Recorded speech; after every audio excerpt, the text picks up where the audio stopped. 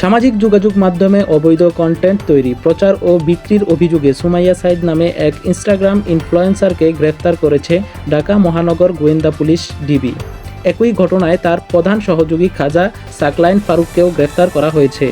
আর মেয়ের কর্মকাণ্ড সম্পর্কে জানার পরও তার মায়ের অর্থ গ্রহণ ও কর্মকাণ্ডে সম্মতির অভিযোগে সুমাইয়ার বাবা মোহাম্মদ আবু সাইদকে মামলায় আসামি করা হয়েছে। DB cyber and special crime বিভাগের তথ্য অনুযায়ী একটি চক্র ইনস্টাগ্রাম, টেলিগ্রাম সহ বিভিন্ন অনলাইন প্ল্যাটফর্ম ব্যবহার করে আপত্তিকর কন্টেন্ট তৈরি ও প্রচার করত।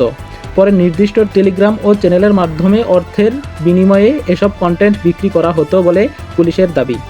লেনদেনের জন্য বিকাশ ও নগদের মতো মোবাইল আর্থিক সেবা ব্যবহার করা হতো বলেও জানিয়েছে ডিবি। প্রযুক্তিগত অনুসন্ধানের মাধ্যমে অবস্থান শনাক্ত করার পর গত 11 আগস্ট রাজধানীর বসুন্ধরা আবাসিক এলাকায় অভিযান চালিয়ে সুমাইয়াকে গ্রেফতার করা হয়।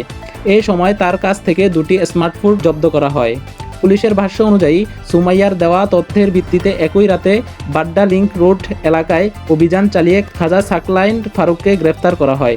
তার কাছ থেকেও একটি স্মার্টফোন জব্দ করা হয়েছে। ডিবির দাবি, জব্দ করা মোবাইল ফোনের প্রাথমিক বিশ্লেষণে কন্টেন্টের প্রচার, বিক্রি এবং সংশ্লিষ্ট আর্থিক লেনদেনের প্রাথমিক প্রমাণ পাওয়া গেছে। তদন্তে আরও কয়েকজনের সম্পৃক্ততার তথ্য পাওয়া যাচ্ছে বলে জানিয়েছে পুলিশ। তাদের শনাক্ত করে গ্রেফতারের চেষ্টা চলছে। এই ঘটনায় পর্নোগ্রাফি আইনে মামলা হয়েছে। তবে সুমাইয়ার বাবার বিরুদ্ধে আনা অভিযোগ সহ আরও বিষয়টি তদন্তের মাধ্যমে যাচাই করা হচ্ছে বলে জানিয়েছে ডিবি।